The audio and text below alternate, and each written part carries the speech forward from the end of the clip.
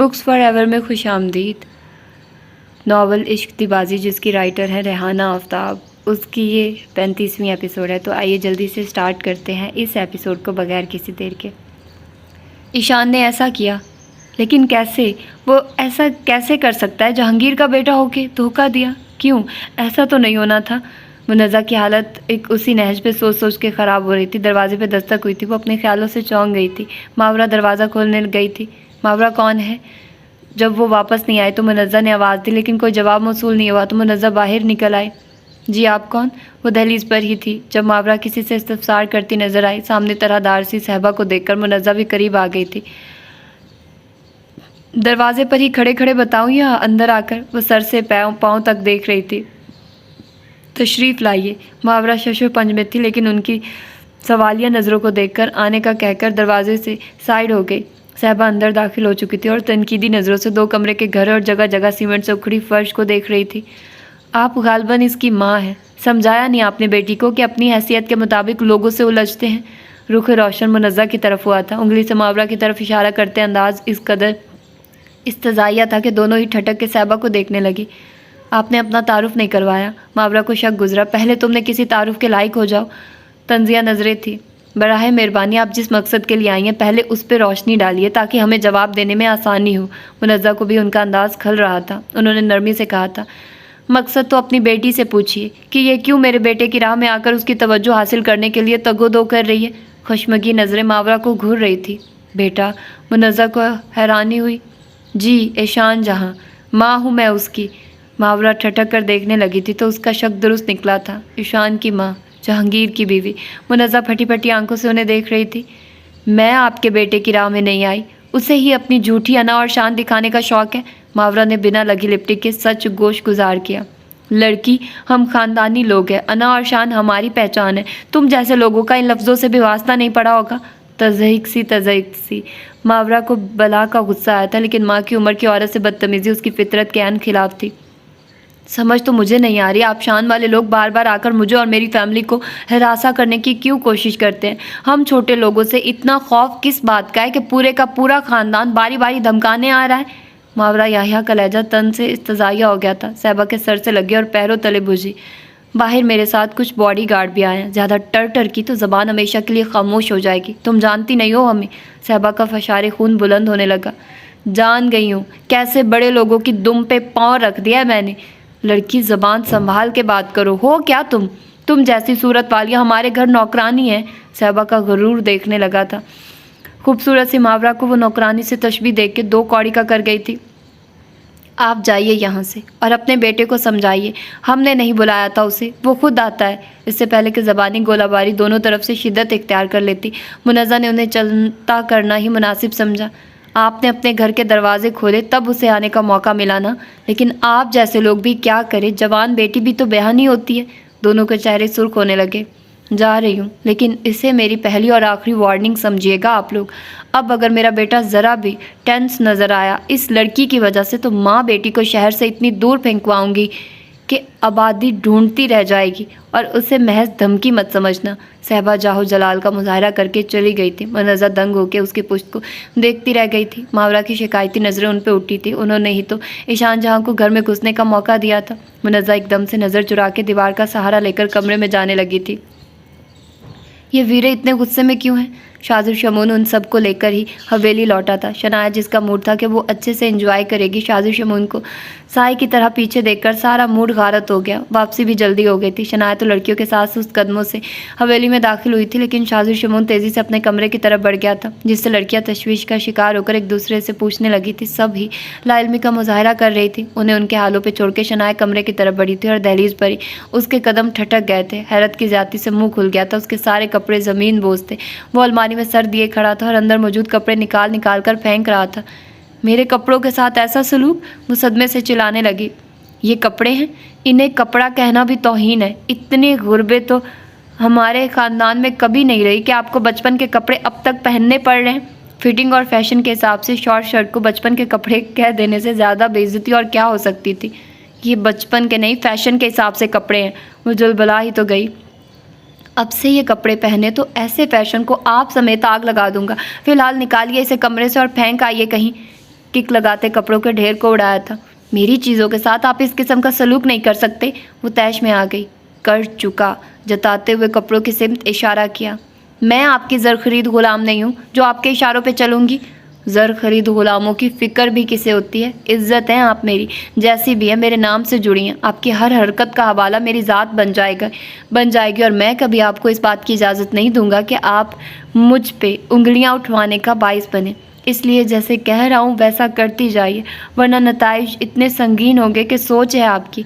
उसके कपड़ों को रौंदता हुआ वो कमरे से जा चुका था और उसे कपड़ों के ढेर पे बैठ के कुड़ने के लिए छोड़ गया था।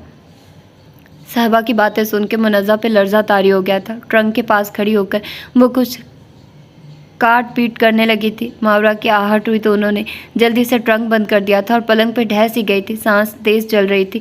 कितने ही लम्हे उन्हें मतवाज़न करने में लगे थे। दिल ऐसे धड़क रहा था जैसे सीना तोड़ के बाहर निकल आएगा। मावरा कमरे में आई तो अपनी हालत छुपाने के लिए उन्होंने करवट बदल ली ताकि वो उनकी हालत देखकर परेशान ना हो जाए। अम्मा खाना खा लें। वो खाने की ट्रे में अपना और उनका खाना ले आई थी। मुझे भूख नहीं है, तुम खा लो। आवाज़ की लर्जिश पे हत्तुल इम्कान काबू पाकर करवट लिए जवाब दिया था। थोड़ा सा तो खा ले, फिर दवा भी दूंगी। सुबह हम दूसरे हॉस्पिटल चलेंगे, मैंने अपॉइंटमेंट ले लिया। यूनिफेलो सानिया ने बताया, डॉक्टर बहुत काबिल हैं। जानती थी साहिबा की बातें दिल पे लग गई हैं। साहिबा की बातों का असर ज़ाहिर करने के लिए ही डॉक्टर का तज़किरा छिड़ गई थी। ठीक है, सुबह देखी जाएगी। साफ डालने वाला अंदाज था। अच्छा खाना खा ले, फिर मैं सुबह के लिए कपड़े निकाल कर आयरन कर लूँगी। तुम खा लो, मुझे अभी भूख नहीं है, थोड़ा ठहर कर खा लूँगी। मज़ीद इसरार करना मुनासिब नहीं लगा था। शायद उन्हें वाकई उस वक्त भूख नहीं थी। दूसरे पलंग पर ट्रे पर दस्तरख्वान डालकर वो दूसरे कमरे में कपड़े निकाल कर आयरन करने के ख्याल से चली गई थी। राह यही थी कि काम से फारिग होकर दोनों साथ ही खाना खा लेंगी। लेकिन जब वो काम से फारिग होकर आई और मुनज़्ज़ा को आवाज़ दी तो वो सोती बन गई। नींद से उठाकर खिलाना भी मुनासिब नहीं लग रहा था। आंख खुलती तो वो खाना गर्म कर लाती। खुद उसका मूड भी खाने का नहीं हो रहा था। खाना फ्रिज में रख के लाइट ऑफ करके वो भी अपनी जगह पर लेट गई थी। मुनज़्ज़ा की पुश्त को देखते दिल से एक होक उठी थी। दिन ब दिन सूख कर कांटा होती जा रही थी। मना करने के बावजूद डॉक्टर वक्त के पीए को उसने कई बार कॉल करके नंबर लेने की कोशिश की थी, लेकिन वो भी जला बैठा था। जैसे हर बार सुनाकर फ़ोन बंद कर देता था। वो ठंडी आ भर के रह गई थी। सानिया ने जब जानकर एक डॉक्टर को रिकमेंड किया था और सुबह उसका इरादा मुनज़्ज़ा को लेकर उसी डॉक्टर के पास जाने का था। मुनज़्ज़ा की तबीयत को सोचते साहिबा की बदज़बानी याद आई तो उसका हलक तक कड़वा हो गया। पहले तो बेटे पर ही अफसोस था, लेकिन जिस इंसान के वालिदैन ऐसे हो उनकी औलाद कैसे अच्छी हो सकती है। वो नफ़रत से सर झटक के रह गई थी। अब उसे सुबह का इंतज़ार था ताकि वो मुनज़्ज़ा को डॉक्टर के पास ले जा सके। मुझे तुमसे सिर्फ इतनी सी मोहब्बत है कि तुम्हारा हाथ थाम कर खाना काबा का तवाफ़ करूं। सब हरम लौट आए थे। खाना काबा में हाज़िरी के लिए सब तैयारियां कर रहे थे। चौधरी असपंद उन्हें तन्हाई फराहम करके फरियाल और ज़मर्द बेगम के साथ दांस्ता आगे निकल गए थे। वो जब उसका दिया हुआ अबाया पहने सामने आए तो समहान अफंदी की निगाह चमक उठी। सर से पाँव तक हिजाब में मलबूस वो मासूम सूरत लिए उसी तरफ आ रही थी। उसका हर उठता कदम समहान अफंदी के दिल की धड़कन बढ़ा रहा था। इस्तेहकाक भरी निगाह शाल के कदमों को लर्जिश में मुब्तला कर रही थी। चचा जान और बाकी सब वो झिझक के रुक गई। बाहर हमारा इंतज़ार कर रहे हैं, चलने का इशारा करते हालत हराम में वो कदम बढ़ा गया था। वो हरम की तरफ गामजन थे। हिजाब में लिपटे शाल के कदम मन मन भर के हो रहे थे। हरम की दहलीज को देखते आंखों के आगे आंसुओं की चादर तन गई थी। वो कितनी गुनहगार नादान थी। एक ज़िद बांध बैठी थी, लेकिन रब्बुल इज़्ज़त ने उस अभागन की ज़िद पूरी कर दी थी। नादानी के जवाब में हकीकत का रंग भर दिया था। हरम की दहलीज को छूकर बोसा देते अश्क आंखों से रवां थे। एहराम में मलबूस समहान अफंदी उसकी अकीदत को मोहब्बत से देख रहा था। तवाफ़ के लिए कदम बढ़ रहे थे। शाल के कदमों की लर्जिश को देखते समहान अफंदी ने नरमी से उसे अपने हसार में ले लिया था। उसके संग चलती शाल की नज़रें खिलाफे काबा पे जमी हुई थी। आंसू थे कि रुकने का नाम नहीं ले रहे थे। जो कुछ रौनमा हो रहा था यही तो उसकी चाह थी। उसका साथ ही तो चाहिए था कि जब वो तवाफ़ करे तो उसके महरम का हसार उसके इर्द गिर्द हो। चलते चलते कदम लड़खड़ाए तो उसके हाथ थामने के लिए मौजूद हो। ज़माने की सर्द व गरम से बचाने के लिए उसकी ज़ात का हवाला काफ़ी हो। कुन कहने वाले ने उसकी ज़िंदगी बदल दी थी। जितना शुक्र अदा करती कम था। उसका महरम उसके दिल का मकीन उसे हसार में लिए तवाफ़े काबा में मसरूफ़ था। वो उन लम्हों में जैसे पूरी ज़िंदगी जी गई थी।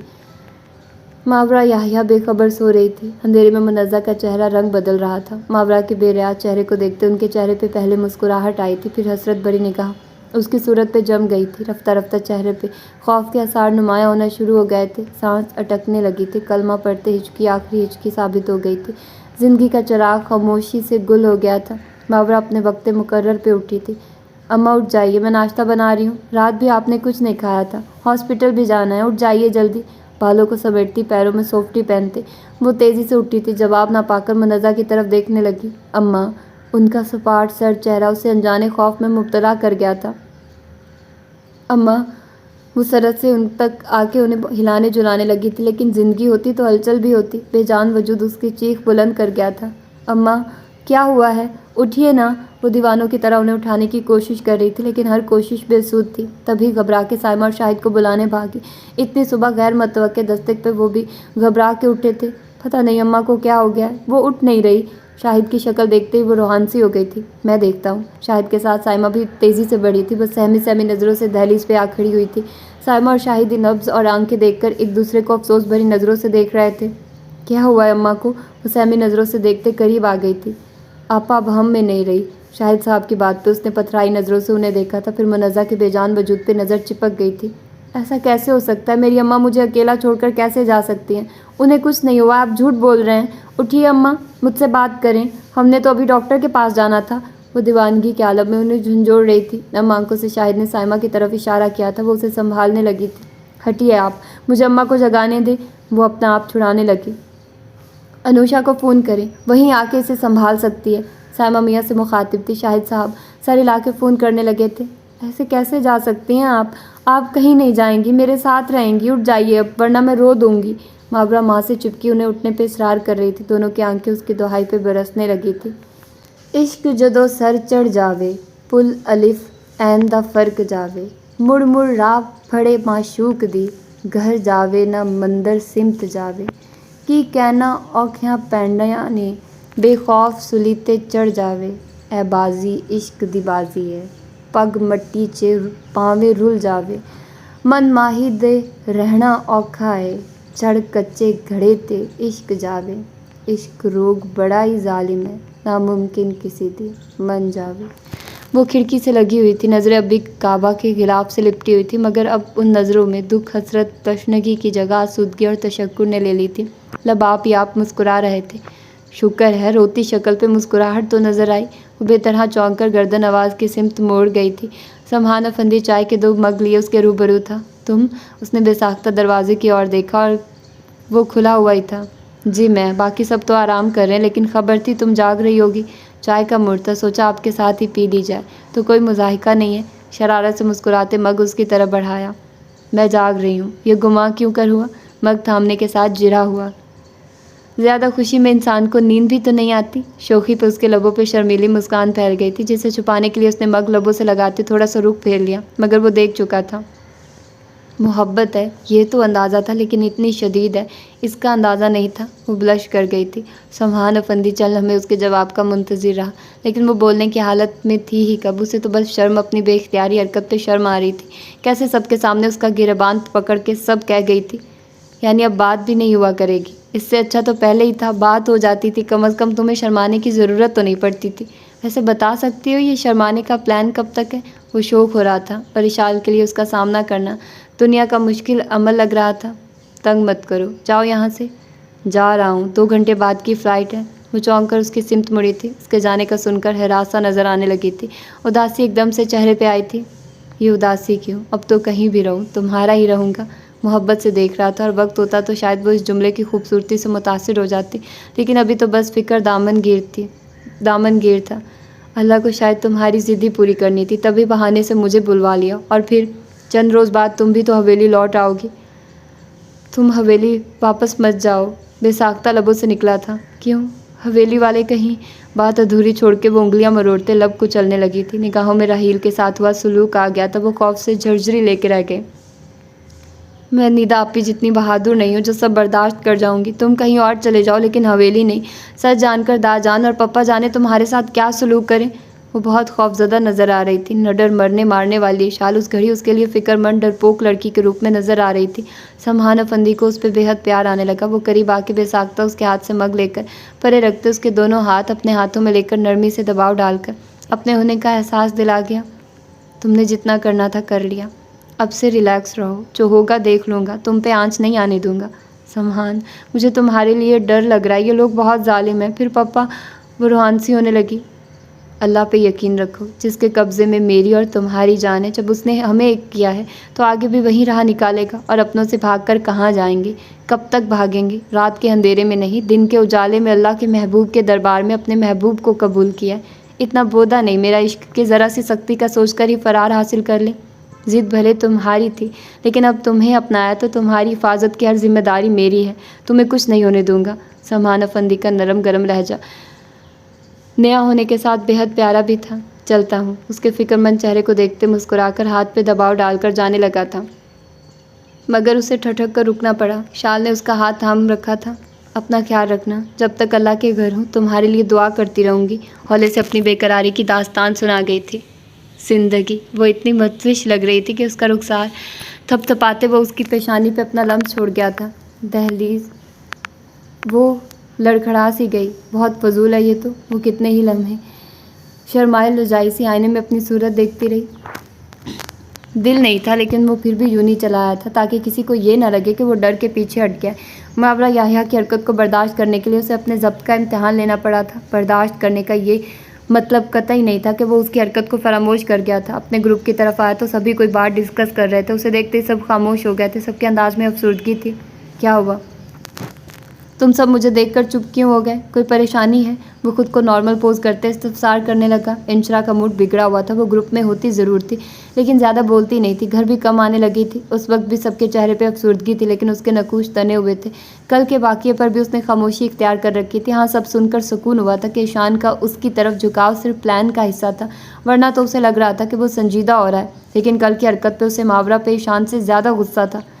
ماورا کی والدہ کی ڈیتھ ہو گئی ہے۔ کلاس کے سب لوگ جنازے پہ جا رہے ہیں، تم چلو گے؟ اور وہ جو لاپرواہی سے ادھر ادھر نظر دوڑاتے سیل فون بے توجہی سے انگلیوں پہ گھما رہا تھا، ہاتھ ایک دم سے ٹھٹک گئے تھے۔ وہ بے یقینی سے ان کی طرف دیکھ رہا تھا۔ تمہیں بھی چلنا چاہیے۔ جانے کیوں ہم سب کو لگ رہا ہے کہ یہ سب کل والے واقعے کے بعد ہوا۔ نہیں ہونا چاہیے تھا۔ غریب مجبور عورتیں تھیں، تم نے یوں ہی بیر باندھ لیا تھا۔ سعید کو کچھ زیادہ احساس ہو رہا تھا۔ کل بھلے ماورا جی بھر کے بھڑاس نکال کے گئی تھی، لیکن اس کے لفظوں کی ٹوٹ پھوٹ، کم مائیگی کا کلک اس کے دل سے نہیں جا رہا تھا۔ گائز، میرا خیال ہے مجھے اب اس گروپ کو چھوڑنے کا فیصلہ کر لینا چاہیے۔ میرا اب تم لوگوں کی سوچ سے اختلاف رہنے لگا۔ تم سب نے اس 2 ٹکے کی لڑکی کو کچھ زیادہ ہی سر پہ سوار کر لیا۔ کوئی اسے نیچا دکھانے کے لیے اس کے گھر کے چکر لگا رہا ہے، تو کوئی اس کی ماں کے جنازے کو کندھا دینے کو مرا جا رہا ہے۔ Carry on, I love this group, bye, تیز لہجے میں کہتی انشرا بیگ اٹھا کر چلی گئی تھی۔ انشرا، عزیر نے روکنا چاہا تھا، لیکن وہ سر جھٹک کے چلی گئی تھی۔ یہ اسے کیا ہوا؟ سہیل بھی حیران تھا۔ پھر چلنا ہے؟ عزیر رائے چاہ رہا تھا۔ وہ خالی خالی نظروں سے انہیں دیکھ رہا تھا۔ منزہ کی شکل نظروں میں گھوم رہی تھی۔ بھلے وہ اچھا بننے کا ڈرامہ کر رہا تھا، لیکن منزہ کے خلوص پہ اسے انکار نہیں تھا۔ ان کی موت کا سن کر اسے دھچکا لگا تھا۔ ماورا سکتے کی کیفیت میں تھی۔ منزہ کی زندگی اس کے سامنے ریت کی طرح پھسلتی چلی گئی تھی، اور سب جانتے ہوئے بھی وہ کچھ نہیں کر سکی تھی۔ انوشا کے لیے منزہ کی موت صدمے سے کم نہیں تھی۔ وہ حقیقت سے نا واقف تھی۔ اس کے لیے اچانک ملنے والی خبر شوق سے کم نہیں تھی۔ دونوں کی دنیا اندھیر ہو گئی تھی۔ منزہ کا جنازہ بیت صحن میں رکھا ہوا تھا۔ لوگوں کی آمد و رفت شروع ہو چکی تھی۔ اکیلی ماں کا بھی سہارا چھن گیا تھا۔ وہ اکیلی رہ گئی تھی۔ ہر کوئی ترہم بھری نظروں سے دیکھ رہا تھا۔ ثانیہ حق دوستی ادا کرنے آئی تھی۔ اس کے ساتھ یونی کے کافی فیلوز بھی تھے۔ ایشان جہاں اور اس کا گروپ بھی آیا ہوا تھا، لیکن اسے ہوش ہوتا تب نہ۔ وہ تو ساکت نظروں سے منزہ کے چہرے کو دیکھ رہی تھی، اپنے اندر بہت سی داستان چھپائے۔ آج اس کی تشنگی کا باب ان کے ساتھ ہی بند ہو گیا تھا۔ بہت سے مقامات پر اللہ رب العزت نے ان کا بھرم رکھ لیا تھا، جیتے جی انہیں کسی کے سامنے رسوا نہیں کیا تھا۔ بلیک دوپٹے کے حالے میں ایشان جہاں نے اس کے چہرے کو بغور دیکھا تھا۔ پردرد تاثرات لیے وہ ماں کی صورت پہ نظریں جمائے بیٹھی تھی۔ اس در کے اندر قدم رکھتے اسے منزہ سے ہوئے اپنے ایک ایک مکالمے یاد آ رہے تھے۔ اسے دیکھتے منزہ کی آنکھیں لو دینے کیوں لگتی تھی، یہ جاننے میں اس نے کبھی دلچسپی ہی نہیں لی۔ اپنی سوچ کے مطابق انہیں لالچی ہی گردانتا رہا۔ مڈل کلاس عورت جو امیر لڑکا دیکھ کر بیٹی کے لیے ریچھنے لگتی ہے، اس سے زیادہ ان کی حقیقت کچھ نہیں تھی۔ اس کی نگاہ میں کل کے ہوئے ماورا کے ہاتھوں ہوئے سلوک پہ تھوڑی سی ندامت تھی کہ شاید ماورا نے انہیں سچ بتا دیا، جس بھرم سے وہ رشتے کا جھوٹا دعویٰ ان کے سامنے کر کے گیا تھا۔ اور ماورا کی ناگواری پہ منزہ نے جیسے اسے کمرہ بدل کر کے اس کی مرضی پوچھی تھی، اور وہ دھڑلے سے یقین دلا گیا تھا۔ اس کے بعد ان کے چہرے کا سکون اور خوشی اس کی نظروں سے پوشیدہ نہیں تھی۔ یقیناً کل کے بعد سے انہیں صدمہ پہنچا تھا۔ یہ سب سوچتے وہ ناواقف تھا کہ تابوت میں آخری کیل ٹھونکنے صاحبہ خود آئی تھی۔ اس کا سیل فون بجا تو خیالوں کا سلسلہ بھی رکا۔ چودھری جہانگیر کی کال آ رہی تھی۔ اس نے معمول کی طرح کال پک کر لی تھی۔ کہاں ہو بیٹا؟ گھر کی طرف آ رہا تھا، ملنا چاہ رہا تھا تم سے. تمہاری مما بتا رہی تھی کافی اپسیٹ رہنے لگے ہو. میں ٹھیک ہوں ڈیڈ، موم کو عادت ہے پریشان ہو جانے کی. گھر پہ نہیں ہوں، کلاس فیلو کی والدہ کی ڈیتھ ہو گئی ہے، وہیں ہوں. یہاں سے فری ہو کے ملتا ہوں آپ سے. اوہ کہو تو. اس نے دانستہ ماورا یحییٰ کی والدہ کہنے سے اعتراض کیا تھا کہ مبادا کچھ اور سننے کو مل جائے. اگر کوئی انتظام کروانا ہے تو بول دو، سب ہو جائے گا. تم وہاں موجود ہو تو اس کا مطلب ہے فیلو خاص ہے. چودھری جہانگیر کہہ رہے تھے اور اس کی نظریں شاہد صاحب پہ اٹھ گئی جو انوشا کو ایک سائڈ پہ اٹھا کے لے گئے تھے. انوشا روتی آنکھوں سے ماورا کو دیکھتے نفی میں سر ہلا رہی تھی. اس کے بعد اپنا پرس منگوا کر کافی دیر اس میں جھانکنے لگی اور افسردگی سے آنسو بہانے لگی. ڈیڈ آپ سارے انتظامات کروا دیں. اسے صورتحال سمجھنے میں ذرا دیر نہیں لگی تھی، تبھی اس نے چودھری جہانگیر کو انتظامات کا کہہ دیا. ٹھیک ہے، تم مجھے علاقے کی تفصیل دے دو، باقی قبر کفن دفن اور دیگ کی ذمہ داری سمیت سب مجھ پہ چھوڑ دو. چودھری جہانگیر الرٹ تھے. کفن دفن اور لوگوں کے لیے بھی دیگ کا انتظام کرنے کے لیے پیسوں کی تو سخت ضرورت ہے. قبر کے لیے بھی 30,000 مانگ رہے ہیں. اتنے پیسے کہاں سے آئیں گے؟ غربت کا یہ سب سے دل شکن لمحہ ہوتا ہے جب مردہ گھر پہ پڑا اور احباب اس کی جدائی سے زیادہ اخراجات کے لیے آپ دیدہ ہوں. انوشا کو بھی اسی قسم کی صورتحال کا سامنا تھا. ماورا تو حواسوں میں نہیں تھی. جو اس سے بات کی جاتی ہوتی ہی تو اس کے پاس اتنے پیسے کہاں سے ہوتے. شاہد صاحب کے منہ سے اخراجات کی تفصیلات سن کر وہ پریشانی سے یاسر سے رابطہ کرنے کا سوچ رہی تھی، لیکن چند دن یاسر کے ساتھ رہ کے بھی اندازہ ہو گیا تھا کہ اس کے معاشی حالات کیسے ہیں. واجبی سی شادی میں ہی وہ قرضوں میں آ گیا تھا. ہنی مون کا پلان بھی کھٹائی میں پڑا ہوا تھا جو کسی صورت ممکن نہیں تھا، اور اب جو صورتحال درپیش تھی وہ نہایت دل شکن تھی. اگر تمہارے پاس بھی پیسے نہیں ہیں تو یہی مناسب ہے کہ چندہ کر کے بہن منزہ کا کفن دفن کیا جائے. کہ میرے پاس بھی اتنا نہیں ہے، ہم سفید پوش لوگ ہیں.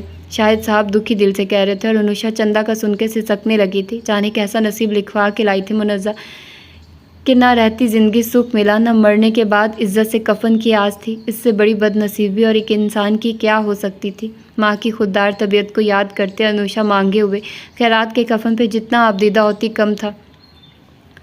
آپ لوگوں کو کسی بھی چیز کے لیے پریشان ہونے کی ضرورت نہیں ہے، میں نے سارے انتظامات کے لیے کہہ دیا ہے. انوشا چونک کر اسے دیکھنے لگی تھی. منزہ نے اس کے سامنے ایک طرح سے اسے اپنا داماد ڈکلیئر کر دیا تھا. باقی جو کچھ ہوا وہ اس کے نوٹس میں نہیں تھا، ورنہ شاید وہ اسے گھر میں ٹکنے بھی نہ دیتی. لیکن انوشا جھجک کے رک گئی. برخوردار خرچہ زیادہ ہے. شاہد صاحب کو اس کا ہیرو بننا اچھا نہ لگا. آپ پریشان نہ ہو، سب ہو جائے گا. لوگ زیادہ ہیں، باہر ٹینٹ لگانے کے لیے تھوڑی دیر میں لوگ آ جائیں گے. قبر کی تیاری بھی ہو رہی ہے. وہ دھیمے سے بول کر آگے بڑھ گیا تھا. دانستہ ماورا کی نظر میں نہیں آنا چاہتا تھا. کہیں نہ کہیں شرمندگی سر اٹھا رہی تھی. انوشا نے اسے جاتے دیکھا اور دوسری نظر سے ساکت و جامد ماں کے پاس بیٹھی ماورا کو دیکھنے لگی. اس کے تئیں یاسر نہ سہی، ایشان ہی سہی. ماں کو چندے کا کفن نہیں مل رہا تھا، یہی اس کے لیے بہت تھا. اے چاند کی کرنوں، جاؤ نا، تم اس کو چھو کر آؤ نا. وہ کب کب کیا کیا کرتا ہے، وہ جاگتا ہے یا سوتا ہے، وہ شام کو کیسا لگتا ہے، وہ رات کو کیسا دکھتا ہے. تم چپ کے جاؤ نا، تم اس کو چھو کر آؤ نا. تم کان میں اس کے کہہ دینا، کوئی یاد بہت اسے کرتا ہے. اے چاند کی کرنوں، جاؤ نا، تم اس کو چھو کر آؤ نا. وہ جس خاموشی سے گیا تھا اسی خاموشی سے حویلی لوٹ آیا تھا. حویلی میں بظاہر کوئی تبدیلی نہیں آئی تھی. تبدیلی آئی تھی تو اس کے اندر کچھ بدلا تھا، تو اس کے اندر واپس آ کر وہ پھر سے اپنی ذمہ داریوں میں الجھ گیا تھا. کسی کو شک نہیں گزرا تھا کہ اس کی زندگی میں کوئی بہت بڑی تبدیلی آ گئی ہے. بظاہر سب کچھ پہلے جیسا تھا. فرق پڑا تھا تو سوچ پر، موڈ پر. سوچوں پر تو ہمیشہ سے اسی کا قبضہ تھا، لیکن اب سوچ کے انداز بدل گئے تھے. رستے ہوئے درد کو وہ دوا ملی تھی کہ سارے گلے ختم ہو گئے تھے. آنے والے وقت کی سختی سے انکار نہیں تھا. اس نے بارہا چاہا تھا کہ اپنوں کے مقابل کھڑا نہ ہو، لیکن نشال کی ضد نے اسے دامن بچا کر گزرنے نہیں دیا تھا. وہی ہوا جو دونوں کی مرضی تھی، لیکن آنے والا وقت دونوں کے لیے آسان نہیں ہوتا. اس کا احساس سب کو تھا، لیکن اس ڈر سے کہ وہ ان کی خواہشوں کا قتل بھی نہیں کر سکتے تھے. جب سے وہاں سے نکلا تھا اشال کے فکر انگیز پیغامات کا سامنا تھا، اور اس کی فکر اچھی لگ رہی تھی. اس کے لیے تو ہمیشہ سے پریشان رہتی تھی، ڈانٹتی ڈپٹتی تھی، اور اب تو انداز بھی الگ تھا. سمحان افندی سرشار نہ ہوتا تو اور کیا کرتا.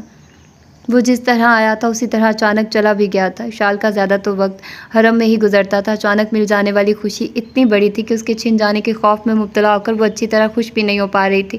رب العزت کی شکر گزار ہونے کے ساتھ آنے والے حالات کے حق میں ہونے کے لیے دعا گو بھی تھی. وہ جب سے نکلا تھا دل سولی پہ ٹنگ گیا تھا. ابھی اب تک کتنے ہی پیغامات بھیج چکی تھی۔ جب وہ ہو گیا جو ہماری خواہش تھی تو فکر مند کیوں ہو؟ خوش رہو، آنے والے وقت کے خوف سے نکل کے اس وقت کی خوشی کو محسوس کرو، سب مجھ پہ چھوڑ دو۔ اس کے فکر انگیز پیغام کے جواب میں اس کا دلاسے سے بھرپور پیغام ملا تھا۔ وہ کسی قدر پرسکون ہوئی تھی، لیکن اس کی ذات سے فکر اپنی جگہ تھی۔ وہ جلد سے جلد حویلی لوٹنا چاہتی تھی تاکہ جو ہو اس کے سامنے ہو۔ اس گھڑی بھی وہ حرم کو تکتی اپنی عرضی اس کے آگے لیے بیٹھی تھی۔ حرم والے نے اس کی لاج رکھ لی تھی۔ رات بیت رہی تھی اور اپنے کمرے کی بالکنی میں کھڑا سمہان افندی جیسے جان گیا تھا کہ اس کے دل کے حالات کیا ہیں۔ تبھی چاند کو تکتے اس نے دلی جذبات اسے بھیج دیے تھے۔ جانے وہ کیا کر رہی ہوگی۔ اس گھڑی یہی ایک سوچ تھی۔ حویلی میں اس کی غیر موجودگی اسے پہلے سے کہیں زیادہ محسوس ہو رہی تھی۔ آہوں اور سسکیوں میں منزہ کا جنازہ اٹھ گیا تھا۔ نرم دل لوگوں کو دونوں بیٹیوں کا تنہا رہ جانا زیادہ رلا رہا تھا۔ انوشا اس کا سکتہ توڑنے کی ہر ممکنہ کوشش کر چکی تھی مگر ناکام رہی، لیکن جب جنازہ اٹھنے لگا اور لوگ منزہ کو آخر پہ آرام گاہ کی طرف لے جانے لگے تو وہ جیسے گہری نیند سے چونکی۔ کہاں لے جا رہے ہیں میری اماں کو؟ اس کے بین سے دل پھٹنے لگا تھا۔ انوشا ہی اسے سنبھال رہی تھی۔ حضرات تدفین کے بعد لوٹ آئے تھے، دیگوں کے منہ کھل گئے تھے۔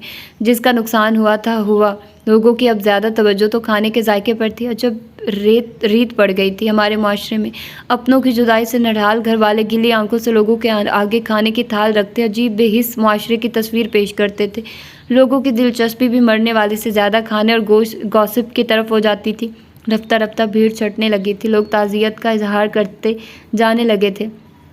شاہ جہاں ساری ذمہ داری احسن طریقے سے انجام دے کر جانے سے پہلے انہیں سمیٹوانے میں لگا ہوا تھا۔ تم یہاں کیا کر رہے ہو؟ ماورا یحییٰ کی نظر جو ہی اس پہ پڑی وہ بپر گئی اٹھی۔ اکا دکا لوگ ہی موجود تھے، وہ بھی چونک کر تماشا دیکھنے لگے۔ تمہاری ہمت کیسے ہوئی ہمارے گھر کی دہلیز پار کرنے کی؟ نکلو یہاں سے۔ وہ شدید طیش میں اس تک آئی تھی اور اسے باہر دروازے کی طرف دھکیلنے کی کوشش کرنے لگی۔ میری ماں کو تمہارا صدمہ لے ڈوبا، ورنہ وہ ابھی کچھ دن اور جی سکتی تھی۔ دفع ہو جاؤ تمہاری شکل سے نفرت ہے مجھے۔ پوری جان لگا کر وہ اسے باہر کی طرف دھکیل رہی تھی۔ شاہ جہاں کا گروپ عجیب مخمصے میں پڑا ہوا تھا۔ آہان کے ساتھ سے شاہ جہاں کا چہرہ رنگ بدلنے لگا تھا۔ ماورا ہوش کرو۔ انوشا، یاسر اور باقی سب کے سامنے سب کی محسوس کرتے اس تک آئی تھی۔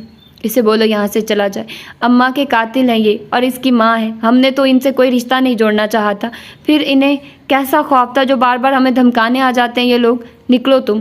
انوشا کی گرفت میں آ کر وہ دہائی دینے لگی تھی۔ اسے کوئی بات سمجھ تو نہیں آئی، لیکن ماورا کو سنبھالنے لگی۔ دھیان پھر ایک بار شاہ جہاں کی طرف ہوا تو انوشا کی پکڑ سے نکل کر اسے نوچنے مارنے کو لپکی، لیکن انوشا نے اس کے ہاتھ تھام لیے۔ براہ مہربانی آپ اس وقت یہاں سے چلے جائیے۔ براہ راست اسے مخاطب کیا تو وہ کھلے دروازے سے نکلتا چلا گیا۔ پیچھے پیچھے باقی سب تھے۔ ریلیکس ہو جاؤ، وہ دلاسا دے رہی تھی، پاس بٹھا کر ہتھیلی سلا رہی تھی تاکہ تناؤ کا شکار اس کے اعصاب پرسکون ہو۔ یاسر نے پانی کا گلاس اس کی طرف بڑھایا تھا۔ جو کچھ ہوا وہ بھی متجسس تھا۔ وہ کیسے مطمئن کرتی، یہی فکر دامن گیر تھا۔ نظر چرا کر اس نے گلاس تھام لیا تھا۔ غم و غصے سے لبریز ماورا اٹھ کر اندر چلی گئی تھی۔ چودھری جہانگیر کا خوف ہی تھا جو وہ کئی دنوں تک رابطہ نہ کر سکا۔ آج ہمت کر کے آیا تو گھر کے باہر لگے ٹینٹ نے توجہ اپنی طرف کھینچ لی۔ منزہ کا جنازہ دیکھ کر ایک پل کو ٹھٹکا بھی، لیکن ایشان جہاں کی شکل دیکھ کر سامنے آنے کی ہمت نہ کر سکا۔